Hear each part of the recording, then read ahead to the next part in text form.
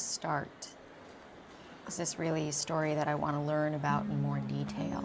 The time that my grandmother spent in Bergen-Belsen. I've been hearing these stories ever since I was a little girl, but everyone in the family has a different version of it. So it's hard to tell what's real and what has changed over time. And as time goes by, the details are forgotten, and that memory gets fuzzier. Memory is not a folder that you download. Memory is a recreation. Every time that you remember something, you remember it differently. 100 people that have lived one event remember it in 100 different ways. If I have kids one day, what story am I going to tell them? And what if I got it wrong? It'd be really upsetting if I got it wrong.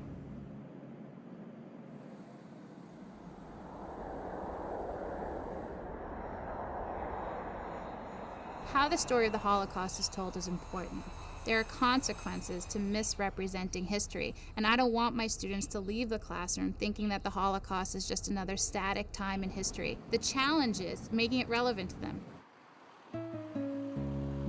So I decided that the only way I could really know what happened to my grandmother is to go there, to go to Bergen-Belsen.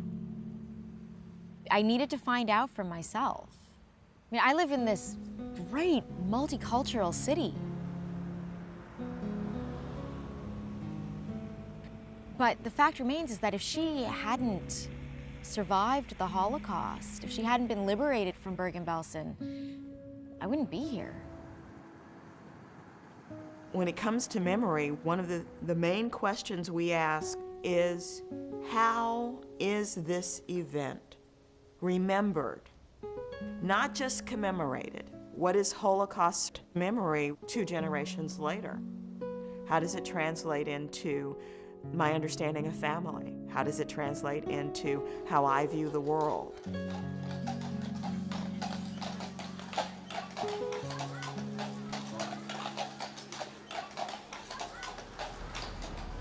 I could see myself living here. The town has really cool artwork and everyone's really friendly. But then, 20 minutes down the road, my family was murdered. and then you have to wonder, do the kids living here today have any idea about what happened?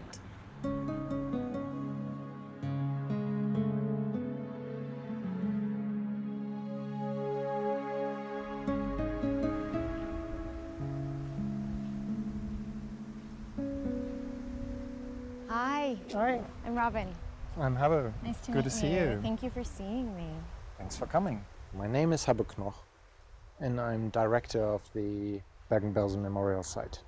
It's an exhibition which brings to a site of anonymous mass death the stories of those people who died and suffered here.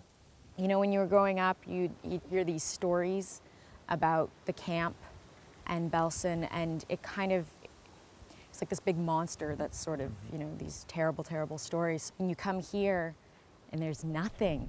So it's very hard to imagine where everything had been. It is a cemetery for tens of thousands of people. You can see the mass graves. You don't see anything else, no buildings. Only a few foundations, only a few artifacts on or from the ground. I would suggest that we get inside and I give you some information about the topography, because we have a photo there from 1944. My grandmother, Sala, she was born in Będzin, Poland. She was one of 6 children. When the Nazis came to Poland, they forced the Jews into these overcrowded ghettos. After about 3 weeks or so in the ghettos, they started to deport the people to the labor camps. And if you had any form of skill at all, maybe you could survive. So my grandmother had heard through the line that they were looking for people who knew how to sew. So she told a Nazi officer, "I know how to sew." And they sent her and her sister Masha to the labor camps. And she did not know how to sew.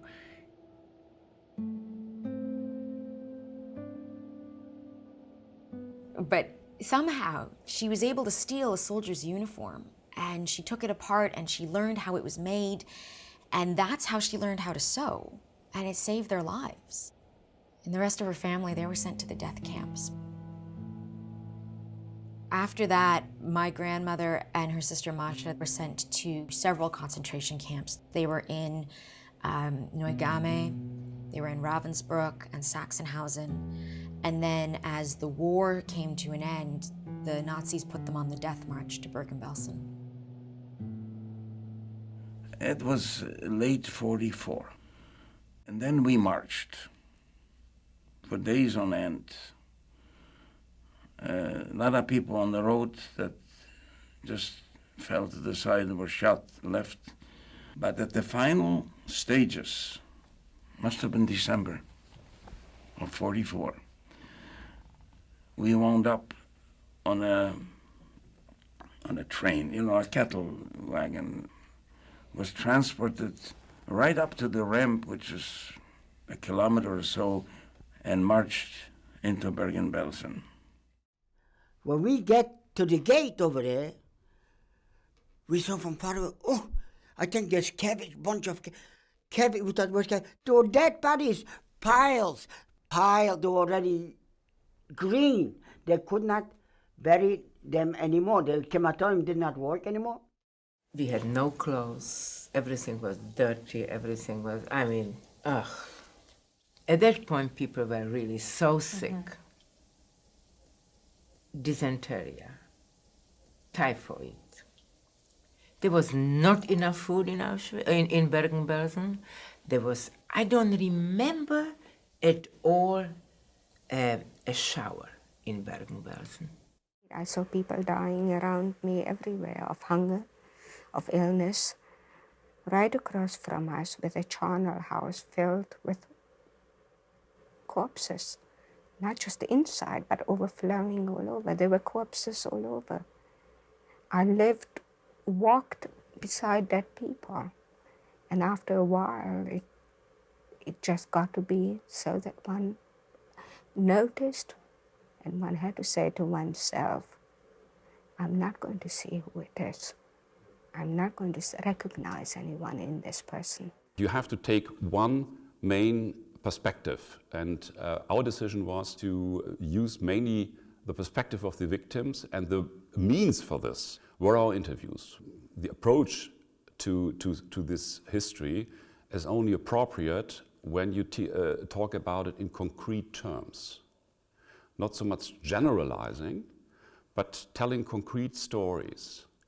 And the interviews do tell these concrete stories. My father was practically have that for the last week, 3 nights before the liberation. He says, this is the end of Hitler. Stay alive. And in the morning, he was gone. But I remember after they dragged my father out to a pit, there was a big ditch. They threw all the bodies in. That's where my father wound up.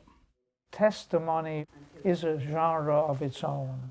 That produces, we have found, a multidimensional kind of document, but it has the living voice and the living image behind it. And that is very different from having a sheet of paper.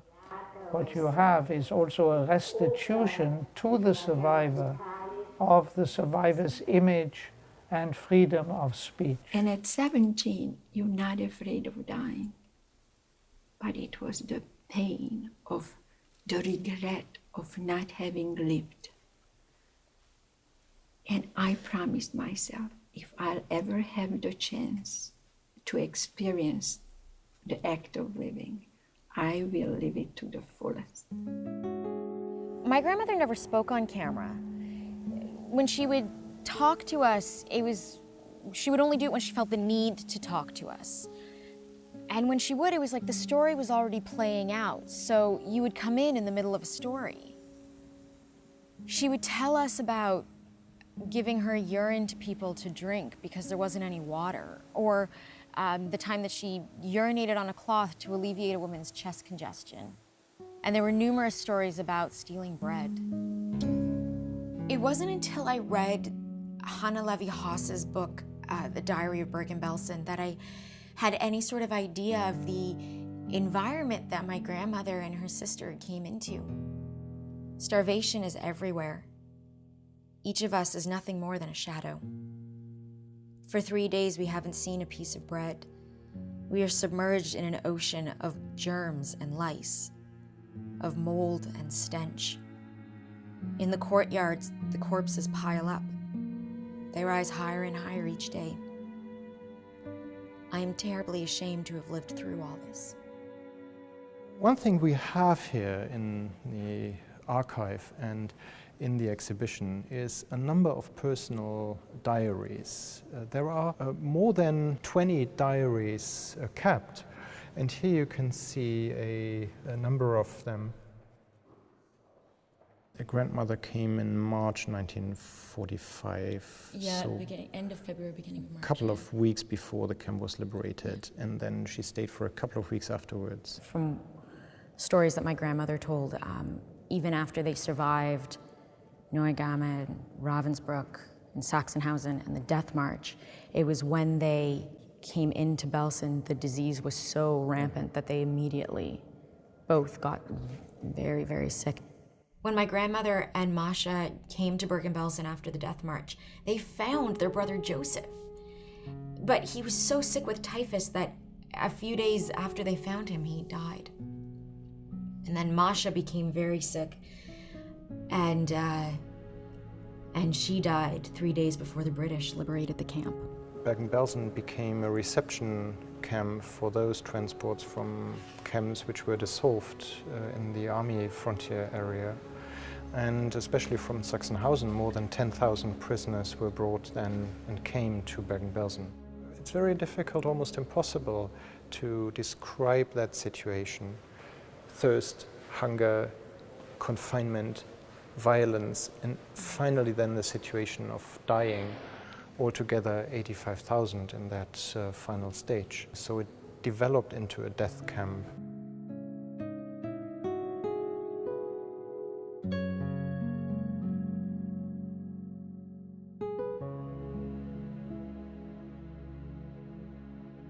Suddenly, one morning, all the Germans are gone, and suddenly we see the English marching in. Boy, was it exciting. It was very exciting. We knew that was the end of the war. As they were showing it, I right away recognized it's Bergen-Belsen. And I see this woman kissing a soldier's hand. And I screamed, "It's my mother, it's my mother." It was a very natural response for her to grab his hand and be so thankful. I was lying there, I don't know, 2 or 3 days. We were already liberated, and I wasn't aware of nothing. And then I saw 2 people in uniform asking me, "You speak English? You speak English?" And so I said, "Yes, I do speak some English." And they took me out into an ambulance, fed me intravenous. I was cared like you wouldn't believe, twice a day a doctor, and there was always an attendant. I am the officer commanding the Regiment of Royal Artillery guarding this camp.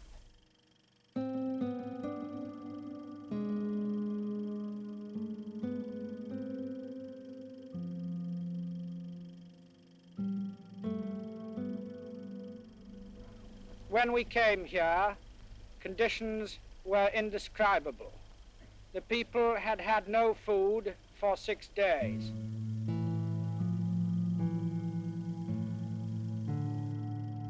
Up to press, we have buried about 17,000 people. And we expect to bury about half as much again. 5th British Corps officers who gave the order to take flamethrowers and burn the barracks, and I could see through the back of the truck, like they burned them with flamethrowers, and nothing was left. A few chimneys stood, was all ashes. And it was a good thing because the typhoid was terrible. Half of the people from the 50,000 died after the liberation. I've seen some of the front loaders pushing bodies, and I don't see how there was any other way, and they used some sort of a liquid, I think it was calcium or something, to disinfect the area after they moved the dead. Yeah, and one of them is my father.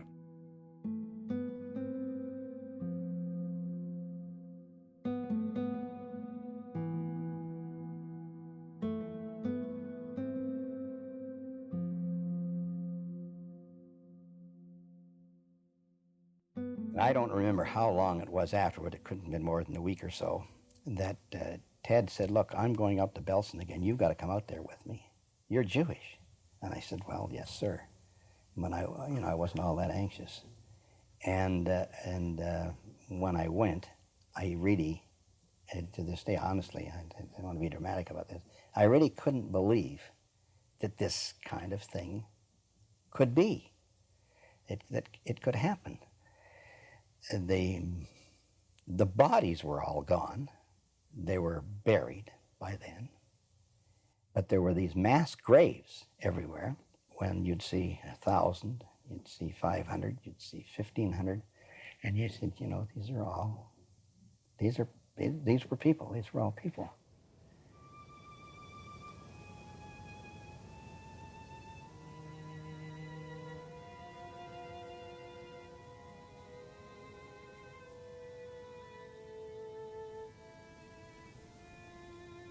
Masha died 3 days before the liberation.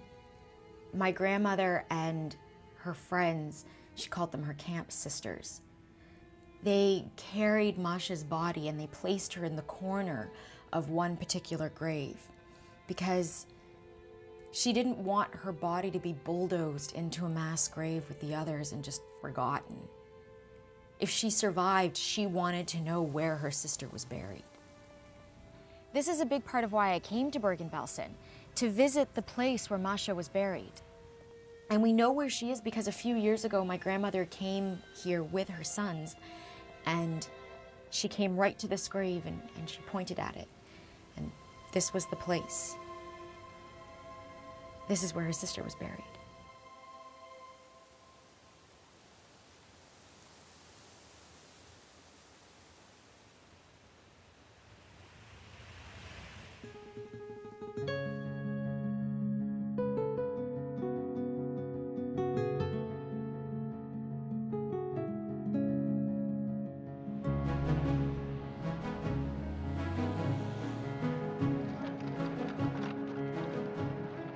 In April, May of 1945, at the time of the end of the war, there were millions of displaced persons throughout Germany and Austria.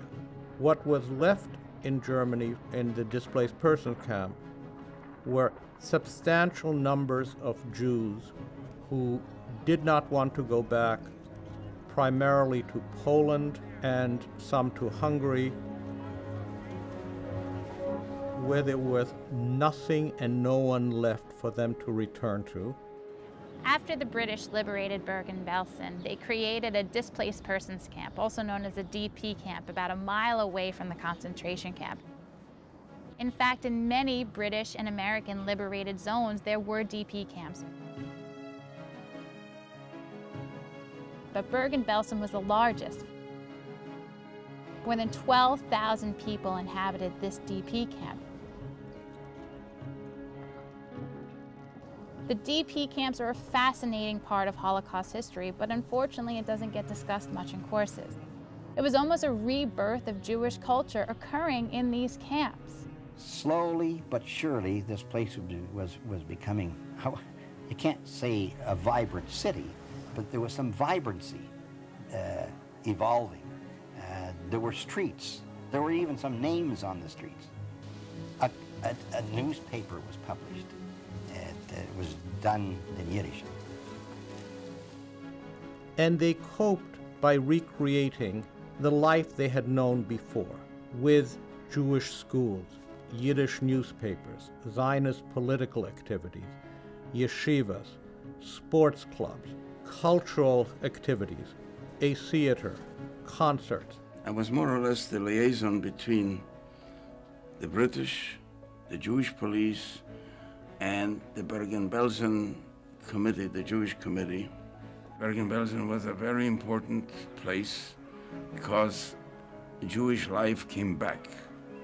The rebirth occurred because of Bergen-Belsen.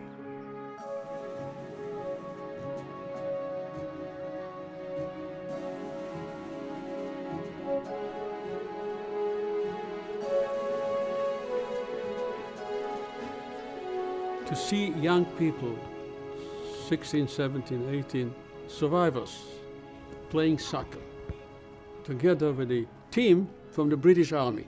And if our team won, you can imagine the joy. Or to see the theater in Bergen-Belsen. Unbelievable. The creativity that we displayed after the liberation, it's unbelievable. When I think now of all these things, I think to myself, where did we get the courage and the ideas to do all these kind of things? There was a celebration that we went to, and they had fashioned a stage and an auditorium. The works. You know, it's marvelous what people can do out of nothing. And there was singing, there was a chorus, there was a violinist, there was a pantomime. So that sort of thing got going very, very quickly. This was one important way to develop a sense of tradition and history beyond the individual survival. And I think that's what really mattered in the DP camp period. Bergen-Belsen is not only a story of destruction and death and atrocities, it is also a story about the rebirth, which is one of the biggest miracles. The miracle of rebirth, what happened in the 5 years at Bergen-Belsen in the DP camp, where close to 2,000 children were born there.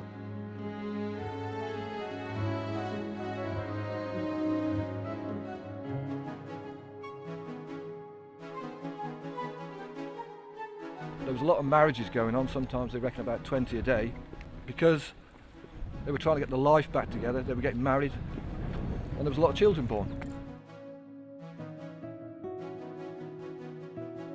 We wanted very much a family because we lost everything. We lost our parents, we lost our sisters and brothers, we lost the whole families. So we wanted to build a nest to be together and to build a new generation. It was very important because we were very, very lonely, very, very lonely. The birth rate in the DP camps after the war was astonishing. After half a dozen years of the reign of death, life sprouted.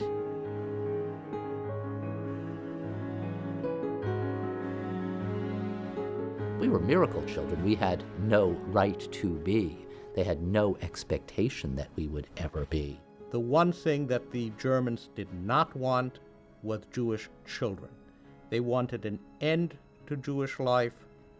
We were the prime evidence that the Germans had not prevailed. The longer the DP camp, in a way, was in existence, a self-organized civil society then was developed. The British thought that they would kind of concentrate all Jewish survivors in that DP camp. So they had a group of 10 to 12,000 Jews in that DP camp. What they did not foresee was that this was also a very kind of strong self-organization of many different groups, and many of them with a very strong Zionist attitude and the wish to get to a Jewish state.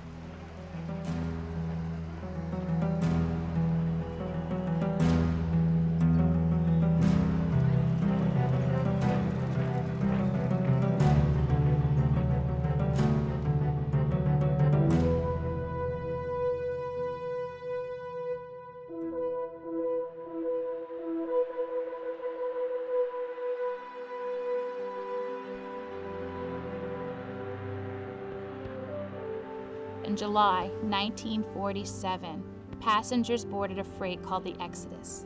The exodus was going from France to Palestine. The British government had Arab partners, then they could not afford to anger them by letting so many Jews settle in Palestine.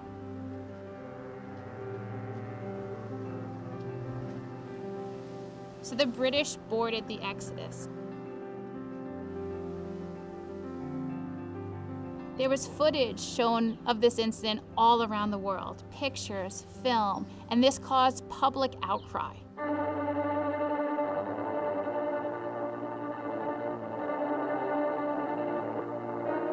New days of crisis in Palestine as the British complete an intensive search for weapons at a Jewish settlement at Yagur. Precipitating the recent waves of violence in Palestine was Britain's failure to carry out early recommendations to admit 100,000 homeless European Jews. And the scandal put pressure on the United Nations to partition Palestine and to create a homeland for the Jewish people. Jerusalem, bristling with British barbed wire, is in a state of armed truce. In the YMCA, the United Nations Special Committee on Palestine, under Sweden's Dr. Sandstrom, opens hearings. One day, a German came over and he says to me, "Are you interested in a radio receiver from a German U-boat?" I brought the little box to Bergen-Belsen and I hooked it up to the electricity, and then I turned the knob. I hear the voice in the United Nations, the voting for the partition of Palestine. Argentina, abstention. France, yes.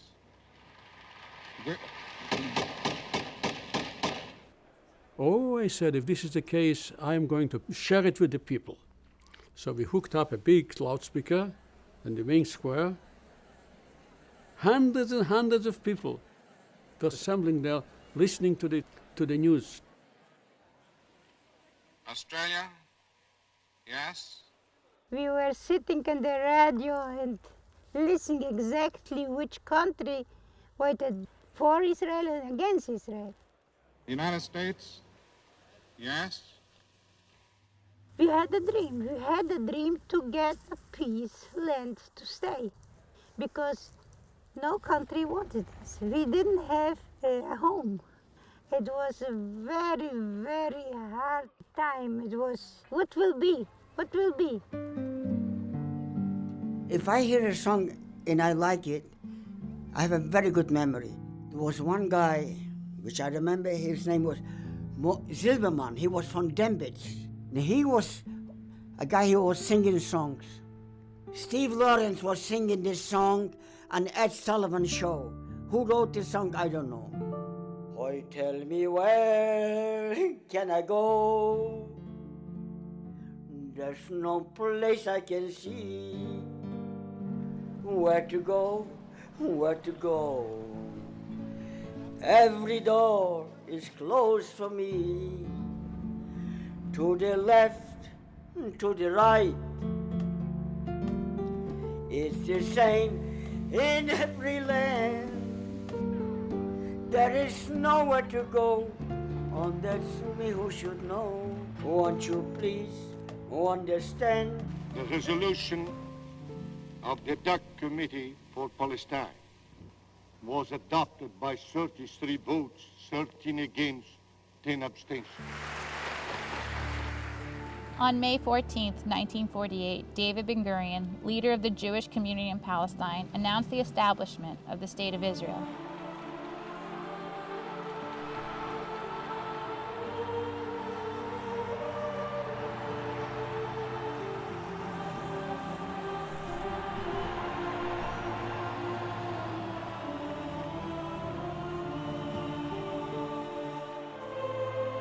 Between 1948 and 1951, nearly 700,000 Jews immigrated to Israel, including more than 2/3 of the Jewish displaced persons in Europe. From Bergen-Belsen, about 7,000 people immigrated to Israel. Another 2,000 went to America. 800 arrived in Canada. Smaller numbers traveled to other destinations, such as England, Australia, Sweden, Norway, and France. Now I know where to go. where my folk proudly stand. Let me go to the precious promised land. No more left, no more right. Lift your hands and see the light. I am proud, can't you see? For at last I am free. No more wandering for me. My grandmother was a part of this really interesting time in the rebuilding of Jewish life at the DP camp. But surprisingly, she didn't really talk about her time there very much. What we do know is that after a few weeks, she left the DP camp and went to Munich, and she got a job as a nurse's aide. But everyone she knew, all of her camp sisters, they were all at the DP camp. So she would go back once a month to be with them, and she would sew wedding dresses and bras, and she would be a part of the life there. She left Munich and went to Paris, and that's where she met my grandfather. They were married in 1949. And in 1950, she became pregnant with my mom. And then towards when she was due, she left Paris on her own and went back to the DP camp to have my mom. Why come back here on your own to do this? And as best as we can figure, the reason that she did it is because that's where her family was. That's where Masha was buried. And she wanted to be close to her family.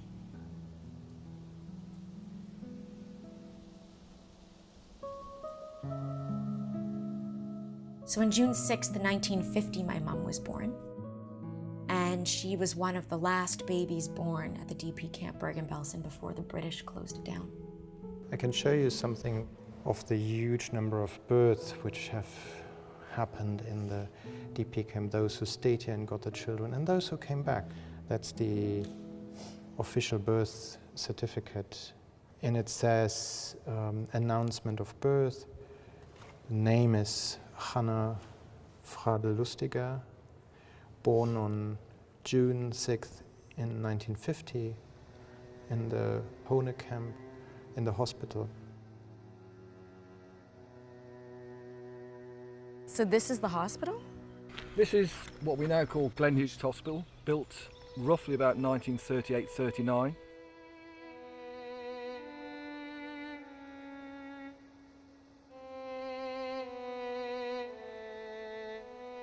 And you have a lot of survivors come back?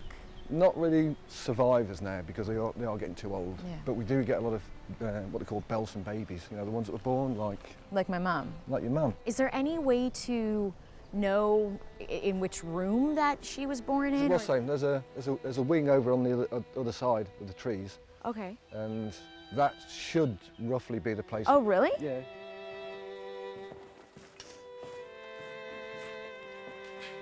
It's hard to, when you see it in this shape, all with the broken glass and everything, it's hard to believe that this was a cornerstone in the Jews rebuilding their lives.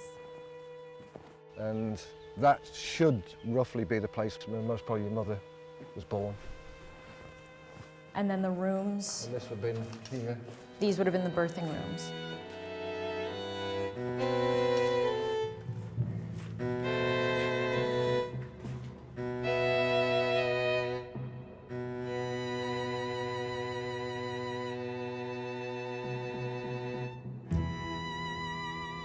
To think that my grandmother gave birth to my mom here in the final days of the DP camp, when people were still living with the memories of that horrible time before the liberation.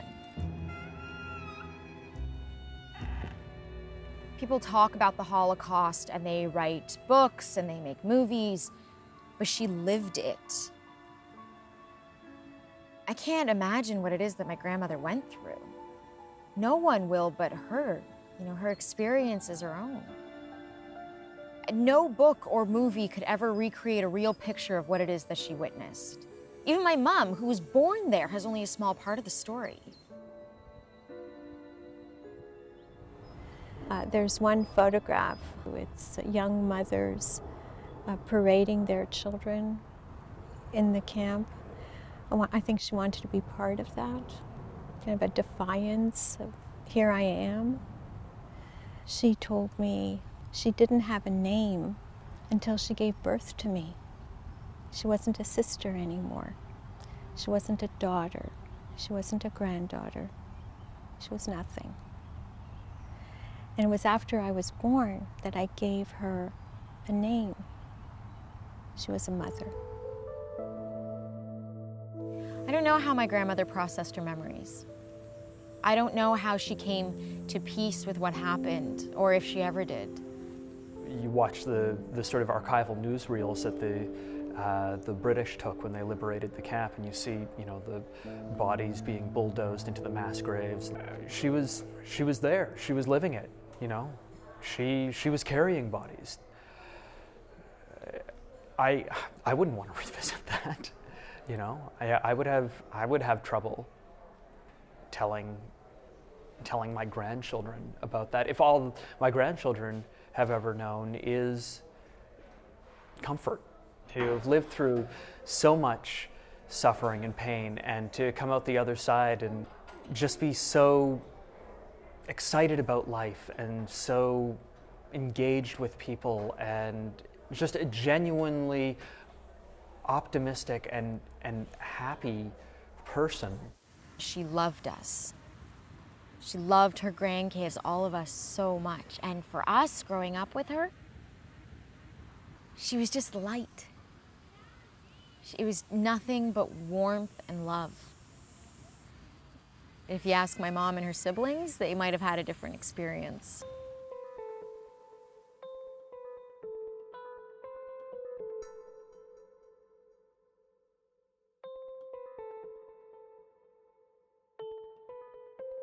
You know, you probably know that there were two kinds of homes that the second generation grew in.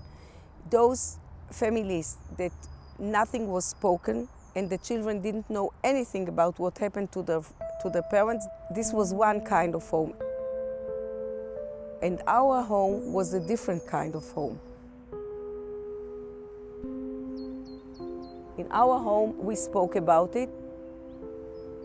What I think is that maybe the normal house, the normal homes, the normal families are those that were shouting at night, that had nightmares. Maybe the normal house that I grew in is the abnormal. I grew up in a very large extended family, and all of them are survivors. My parents were troubled. It was very hard on my brother and I, because we grew up with them having fits and nightmares. My brother and I were just constantly feeling in terror. Like I wanted to make art. I was drawing ever since I was a little kid, constantly. All my friends, I've been to some reunions, school reunions, they go, Larry, it's Larry's drawer, you know? I don't know, and all the imagery is like, you know, so dark. People look at my work and they say, did you break up with your wife? Are you just look suicidal? Are you like, you know, like I'm going crazy? I'm hearing voices, that I'm hearing screaming, and I'm feeling this burden to tell a story. And they're screaming at me to get it out, do it, remember me, you know, the whole thing.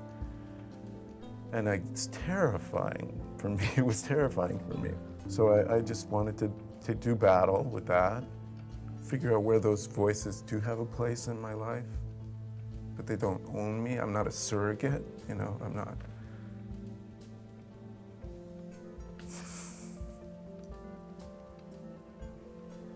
I don't belong to them, you know, it's like,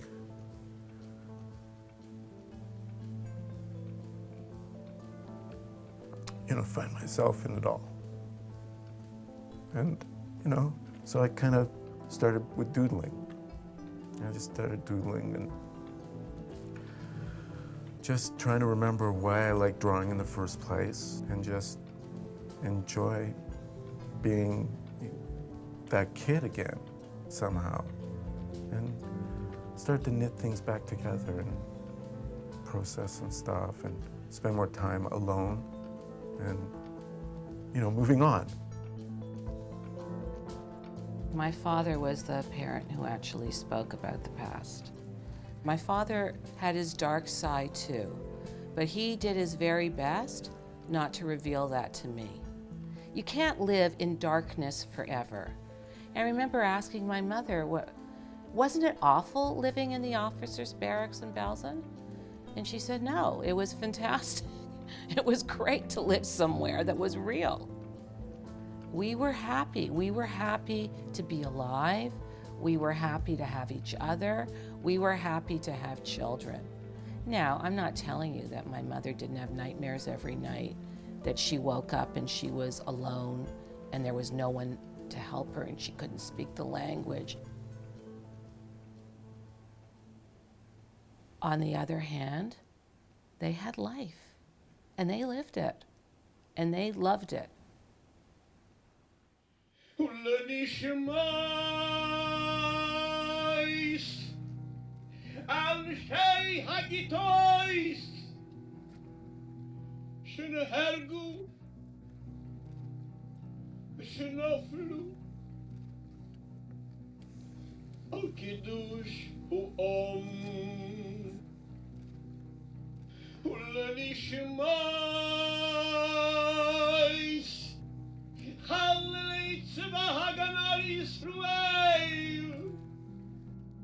Every generation will have to re-educate themselves about the Holocaust.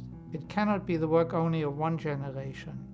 It is so vast an event with so many implications that it has to be done again and again.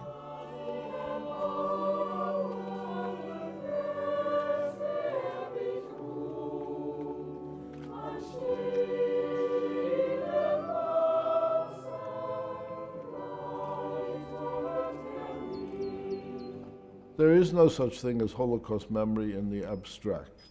Everything depends on the cultural context out of which memory comes and to which it returns. So one of the things one needs to look at is who the agents of Holocaust memory are, what media they're employing, what some of the conventions of these media are that help to shape the memory.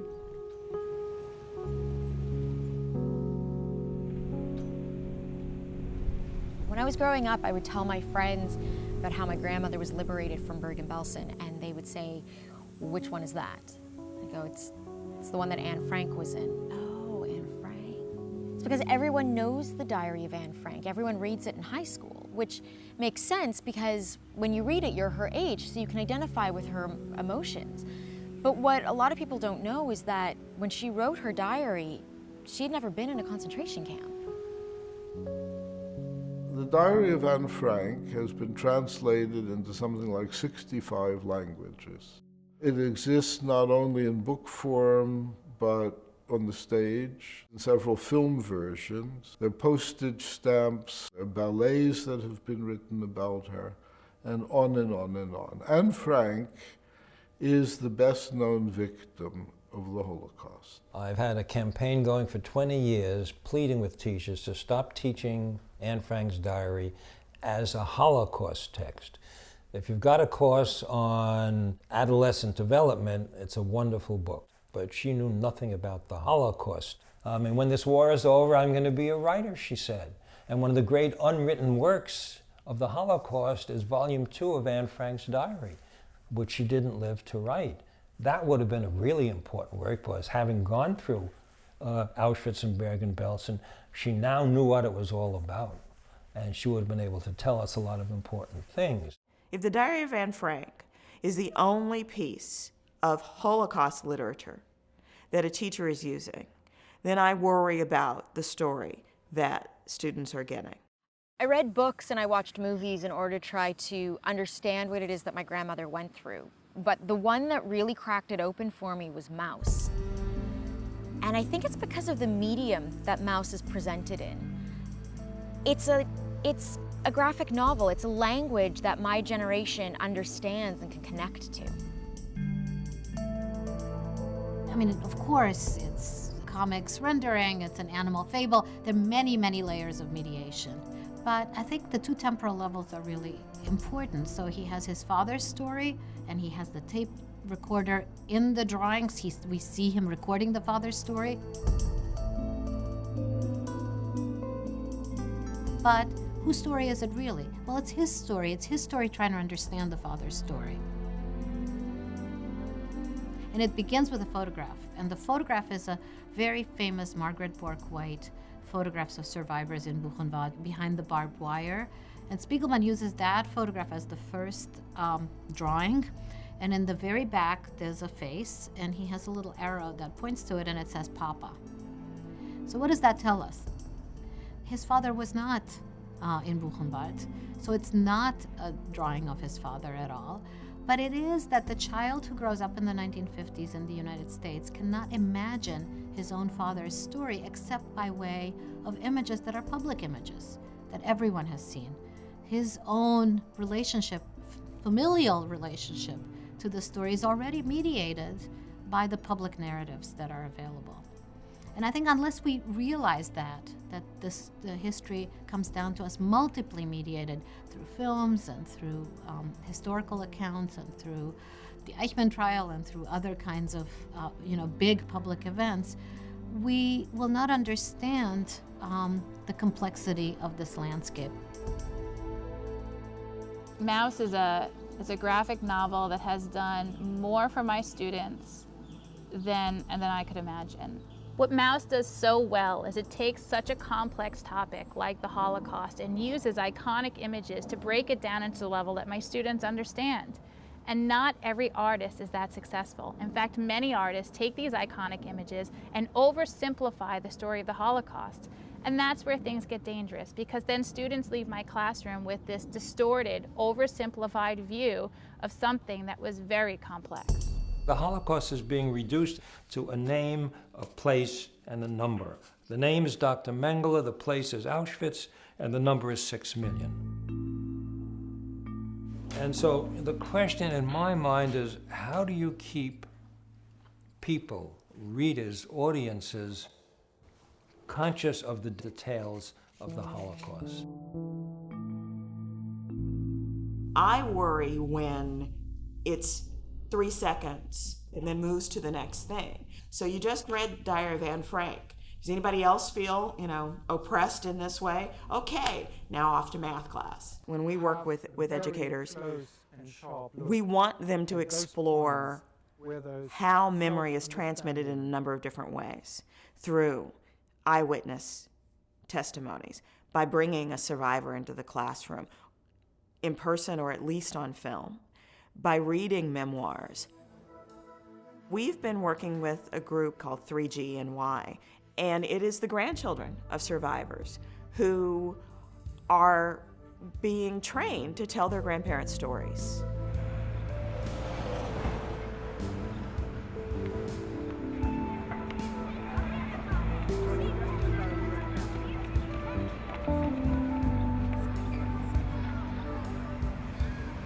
We did talk about what does it mean to pass on your story, okay, because we're not on this world forever, so what do you leave behind? And here she is, and I know that you're going to ask the questions, and you're going to be a great audience. So what I would like to do is read a little short section from this book. And this book is from the voice of my grandfather. One day in 1945, word spread that the Americans were coming. The Germans were in a panic. They needed to hide evidence and decided to move all the Jews. About 6,000 prisoners were gathered from many camps, Jews, Russians, and homosexuals. I was 24 years old and had been in continuous forced labor for 5 years. We walked for an entire day, many dying along the way, falling to the ground from exhaustion or starvation or a beating or a German bullet. We finally arrived at another concentration camp and stepped through a metal gate under the sign, Bergen-Belsen. Well, I feel like I'm not coming in with an agenda, and even some of the questions that they asked me specifically about who rescued them, which countries came in, I really am not a history buff, and I always try to defer to the teachers because I'm not an expert on that. I mean, I know facts that I learned in school. I just want to come in and give them kind of a personal anecdote, tell them what my grandfather passed down to me. In Harlem, I think I'm going to be speaking with 8th graders. I'm afraid, and in general, that I might say something to scare the kids. Do you have any other suggestions, other questions to get them engaged if at first they're not so communicative? But we are only invited for about 40 minutes inside any given class. You can't teach history in 40 minutes. You can't teach your family's story in 40 minutes. To be truly effective, we have to be able to give some kind of historical context. We have to be able to foster a very quick link so that they're not looking at you or me or any of us like, who are these people? What are they talking about? I'm the grandchild of 4 Holocaust survivors, and there was always a restlessness within me to try and figure out what to do with this legacy. But when I found Dan, we didn't do the normal New York, where are you from? Where'd you go to college? What do you do? It was, my grandparents survived Auschwitz. Your grandparents survived Majdanek. Your grandparents were hidden. I had just never felt so uncomfortably comfortable in my life. Well, we bring the personal aspect to it. And when survivors pass on, that personal aspect will be lost, if not for us to step in. I had an idea about what was going on, but what she had said, how the kids were murdered, how they were pulled apart, I had no idea about that. It feels unbelievable, absolutely unbelievable. The thing that got to me was that her grandfather was in a concentration camp, because I didn't meet anyone that family has been in a concentration camp. Actually knowing the person that their family went through this is more, you feel more sympathy. Even though I might not be Jewish, I know it happened to many people, and I don't feel okay for me to walk around and to not think about it, because I wouldn't feel that I'm human and with feelings. I'm the grandchild of a Holocaust survivor. I've grown up listening to these stories. I mean, I'm in this space where my grandmother's family died. So if I'm having difficulty with it, how realistic is it for children who read a chapter in a history book to understand it? There are a lot of challenges. Probably our first challenge is finding the time in the curriculum. There are times where when you're rushing through history and you're trying to get through the end of history and cover a certain number of years, that you don't dedicate the time to certain events that really have shaped humanity. Engagement is another problem. Some of our students think that the Holocaust is something that happened hundreds of years ago. And as we lose survivors and as we lose those eyewitness testimonies that seem to impact them the most, I would say bringing in a survivor or bringing in someone who liberated the camps is by far one of the best teaching tools I could ever use. But when we start to lose those people, the battle of replacing those people and how to replace those people. Do we replace it with video? Do we replace it with art? Do we replace it with text?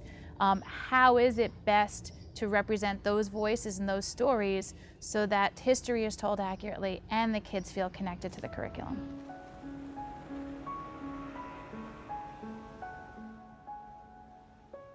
This history that we teach here should be relevant to people's lives today. Museums distinguish themselves by how they approach the history that they teach. In our museum, you'll hear the first person. Instead of Jews being objects that were acted upon, they are the subject of the story. When you're in the United States, you are looking at history through the liberator's viewpoint. How did America come into the war and what did Americans see?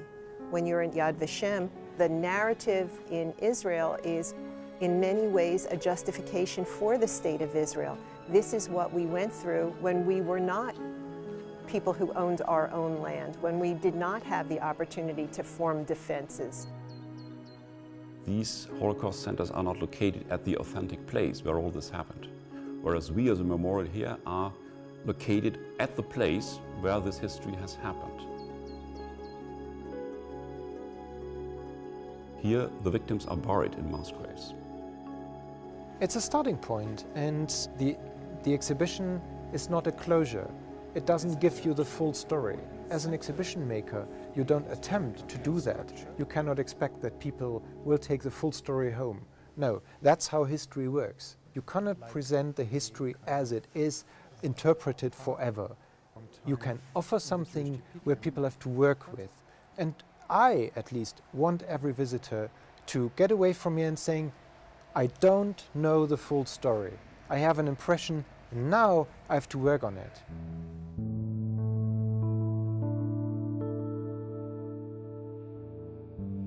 Sometimes it happens that survivors come around and see things in the display cases and say, well, I remember that, that's mine.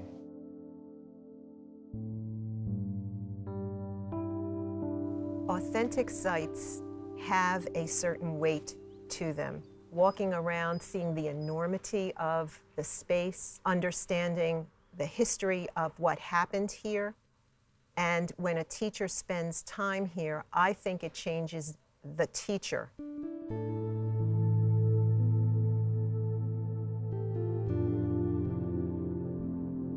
As we move past the generation of survivors, I don't think it's going to get easier to understand this history.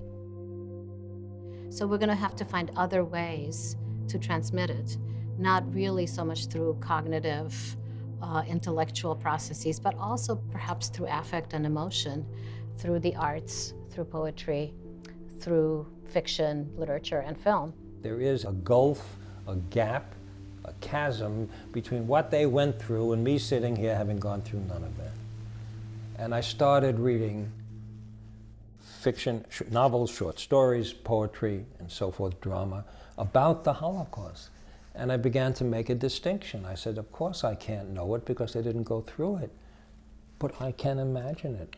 And writers have done this all their lives. For example, hunger. In a short story by a survivor of Auschwitz named Tadeusz Borowski, he has two of his characters discussing hunger, and one of them says to the other, Tadek, you want to know what real hunger is? Real hunger is when you look at another human being as something to eat. And when I read that, it just blew me away. And I said, historian couldn't say that. But in a short story, he can have a dialogue about that, which for me evoked the nature of extreme and total starvation.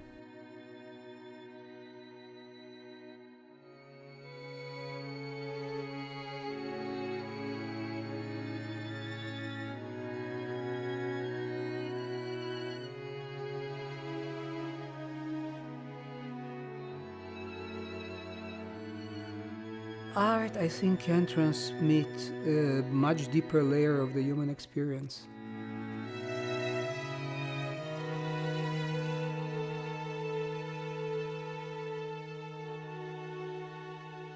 A layer for which sometimes even words are not enough.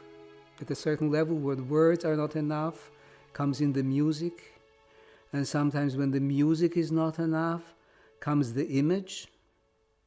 And then when the image is not enough, come the words, and it turns around and around and around. And I think art allows to communicate. Art allows this kind of divine space, which is between one and another.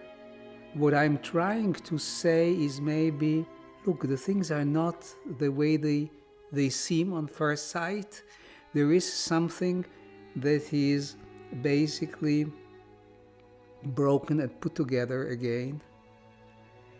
And maybe for me this breaking and putting back together in an incomplete form is the main subject of transmitting the memory of the Holocaust. We're speaking about ourselves and how we react to and feel about the Holocaust. I think there is a place, an important place, for artists to do this. But at the same time, I'm very nervous about the idea of multiple truths, because the next step from mythologizing is falsification and distortion. I feel it as a historian that my primary responsibility is to be as faithful as I can to what actually transpired. But I think, you know, it goes to a bigger question. From Schindler's List to Inglourious Bastards, like, how do we tackle this in art? How do we tackle this in literature? How do we tackle it on television? These are giant questions. Because there's such a plethora now of productions about the Holocaust, it's real important to attend to what version of the Holocaust is being transmitted.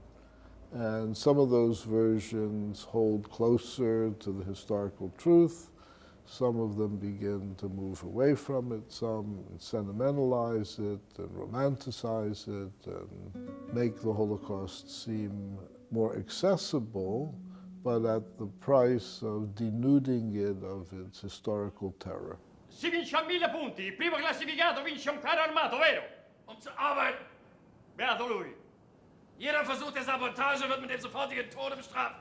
Die Hinrichtungen finden auf dem Hof durch Schüsse in den Rücken statt. Ogni giorno vi daremo la classifica generale da quell'altoparlante là. All'ultimo classificato verrà attaccato un cartello con su scritto asino, qui, sulla schiena. One of the films, for example, that was very controversial just in that realm is Life is Beautiful, right? It's historically inaccurate, it's funny, you know, it tells a feel-good story. Los, geh doch! Was zum Teufel machst du? Vorwärts! Geh doch! And it doesn't have to be absolutely factually accurate. I think there are many kinds of truths, and the truth is it's not only factual. We can have an emotional kind of truth. So even a film like Life is Beautiful can tell you something about the fantasies of someone who might have been in the camps more than perhaps the reality of their experiences. But those fantasies are also worth thinking about or reading about. I have my real problems with Life is Beautiful. The whole idea, we don't even need to go there, but would I rather that movie be made than not made? Absolutely. But, you know, there's a certain sensitivity, a certain, well, if it's going to be diluted into a joke, well, who's going to take it actually seriously?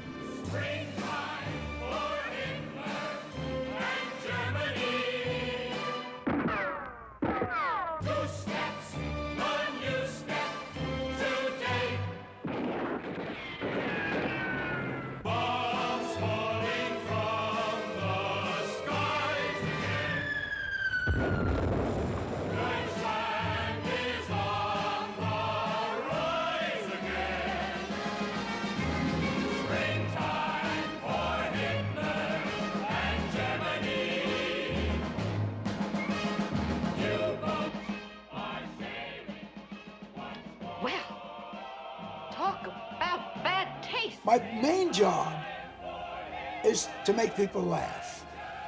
Of course, you know, there are ulterior motives. You get on a soapbox with Hitler, he's going to win. He's a great orator. But if you can ridicule him, if you can ridicule Hitler, if you can bring him down with laughter, then you're gonna win that struggle. But I mean, this is the thing: is Hollywood tells a story. Their whole reason for being is drama and to tell a story. The problem is when people look at those movies and take it as truth and not as a reinterpretation of what happened or a dramatization of what happened. I remember being in grade 11, and we each, for history class, we each had to take a different section of history. And I remember a group did World War II. That was what they wanted to do. And it was a joke. They had like Nazi symbols on and they were hailing Hitler, and you know, they made this movie or whatever, and they were like laughing during it, and it was just a joke to them. And I remember getting up and leaving. And I was just like, how can you laugh at this? But they don't understand it. So I went back to the class, you know, and the teacher starting a discussion on World War II, and I put my hand up and I was like, I need to tell you this. This is what happened. You're making a joke of it. That's offensive to me.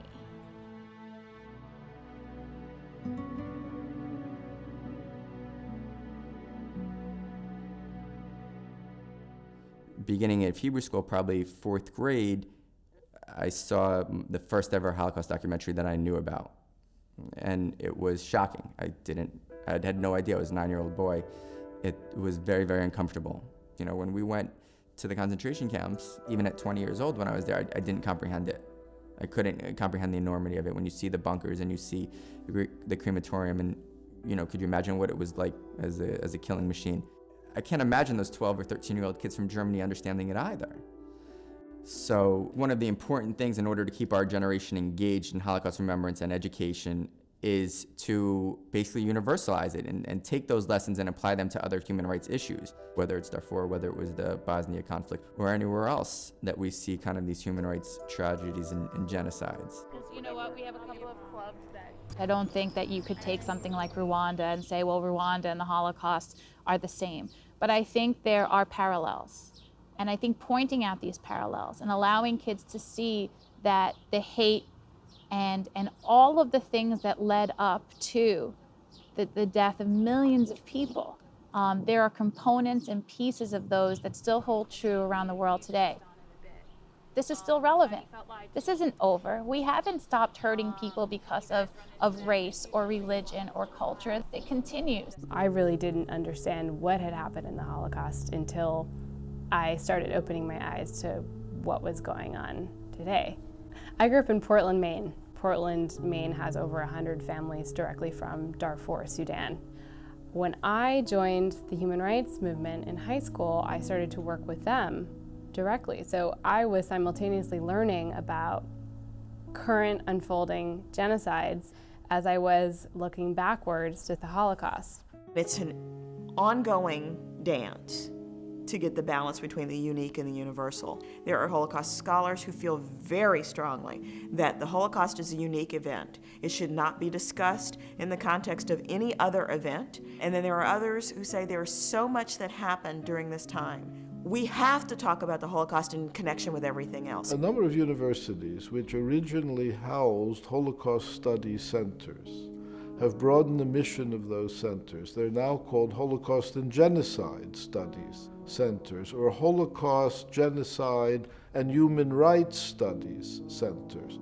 So the idea is broaden out, universalize, get away from Jewish particularism. There seems to be a need to find a value at the core of the Holocaust as an experience. Otherwise, what's the point of studying it? As if mere consciousness of its reality is not sufficient. As far as I'm concerned, that is sufficient.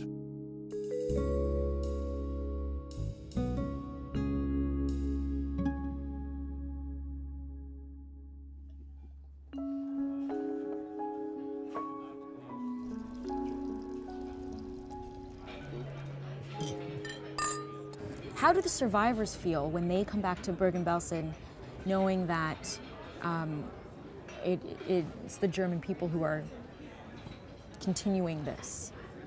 Here in Germany, when you work at such a place and are a bit familiar with Jewish history, it's clear for our visitors he must be a Jew, otherwise he would not work there and would not be familiar with Jewish history. Today we give more than 1,000 guided tours for school classes here, which more than 50% of the pupils did not originate from Germany. Often their spontaneous reaction is, I have nothing to do with it. I originate from Turkey, I'm neither German nor Jewish. The Jews and that's something for the Jews and the Germans. They have to deal both with it. And we try to convince such pupils that this has also something to do with him. There are people who just don't want to hear about the Holocaust and don't want, and to those people I say, it's your prerogative, fine. But if you want to understand the nature of the world we've been living in for the last 100 years, you cannot ignore the Holocaust. It's important to realize that memory is no longer enough. It's very easy to look backwards and say, that right there, that will never happen again. The Holocaust will never happen again.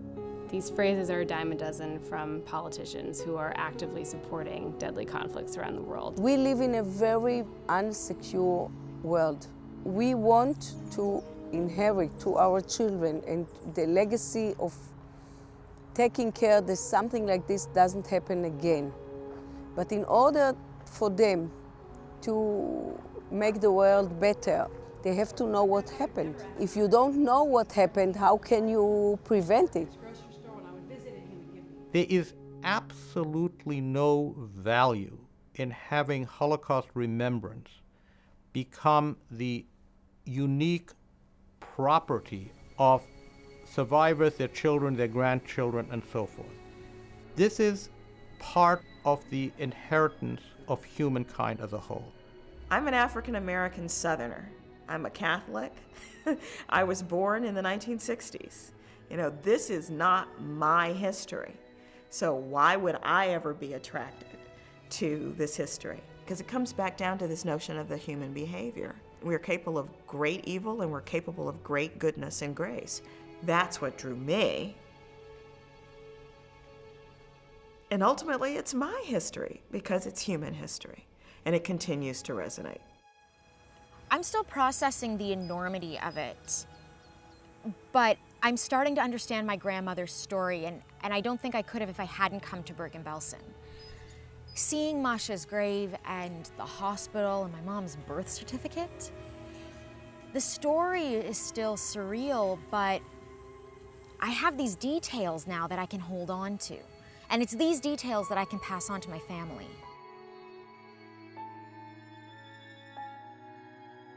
As time goes by, the details are forgotten. And that memory gets fuzzier.